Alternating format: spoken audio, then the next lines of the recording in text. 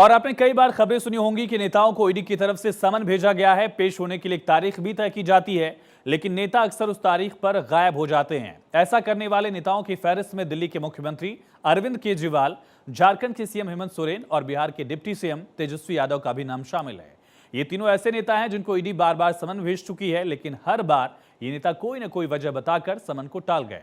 तारीख बदल जाती है, नया समन आ जाता है और फिर वही बात दोहराई जाती है। लेकिन सवाल उठता है कि आखिर नेता जब इस तरह समन को नजरअंदाज करते हैं तो उन पर एक्शन क्या लिया जा सकता है, कानून क्या कहता है? इस सवाल का जवाब आज हम देंगे, लेकिन उससे पहले आपको दिखाते हैं ईडी को नजरअंदाज करने वाले देश के ये टॉप 3 नेता आखिर है कौन। ईडी के समन को नजरअंदाज करने में नंबर 1 पोजीशन पर झारखंड के मुख्यमंत्री हेमंत सोरेन है। 7 बार इनको ईडी की तरफ से समन भेजा गया। 6 बार हेमंत सोरेन ईडी के समन को नजरअंदाज कर चुके हैं। छठे समन में उनको 12 दिसंबर को पेश होने के लिए कहा गया था, लेकिन सोरेन पेश नहीं हुए। अब समन भेज कर ईडी परेशान हो गई है। आखिरकार ईडी ने भी परेशान होकर कह दिया कि सोरेन साहब, आप ही 48 घंटे में समय बता दीजिए कब पेश होना चाहते हैं। इसी लिस्ट में दिल्ली के मुख्यमंत्री अरविंद केजरीवाल भी हैं। 3 समन भेजे गए, लेकिन केजरीवाल ने ईडी का सामना नहीं किया। तीसरे समन में 3 जनवरी की तारीख दी गई है, लेकिन सस्पेंस अभी भी है कि केजरीवाल ईडी के सामने हाजिर होंगे या नहीं होंगे। चलिए बात करते हैं बिहार के डिप्टी सीएम तेजस्वी के बारे में। इनको 2 बार समन भेजा गया है। पहली बार 27 दिसंबर को उनको पेश होना था, लेकिन तेजस्वी ने जाना जरूरी नहीं समझा। अब दूसरे समन में 5 जनवरी को ईडी ने बुलाया है। देखना है कि तेजस्वी जाते हैं या नहीं जाते हैं। ये वो 3 नेता हैं जिनको समन तो कई बार भेजे गए, लेकिन सवाल उठता है कि क्या ऐसा करने पर ईडी कोई एक्शन नहीं ले सकती, और अगर ले सकती है तो आखिर एक्शन लिया क्यों नहीं? कानून क्या कहता है ये भी आपको बताते हैं।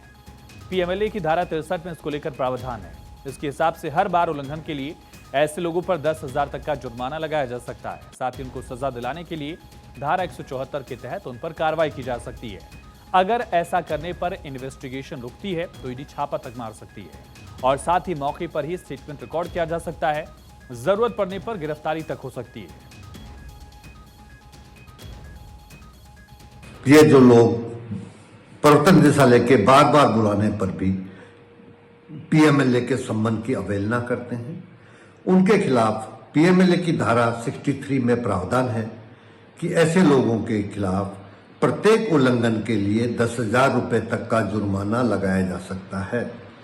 इसके अलावा उनको सजा दिलाने के लिए आईपीसी की धारा 174 के तहत अदालत में कार्रवाई की जा सकती है। कई बार जब ईडी को पता है कि वह व्यक्ति जिसको कि बार बार बुलाया जा रहा है और इसकी वजह से इन्वेस्टिगेशन किसी महत्वपूर्ण मोड़ पर आकर रुक गया है, तो ईडी के अधिकारी अपनी दूसरी शक्तियों का प्रयोग करते हुए, जो कि पीएमएलए में है, उस व्यक्ति के तलाशी ले सकते हैं और वहीं पर उसका मौके पर बयान भी रिकॉर्ड कर लेते हैं।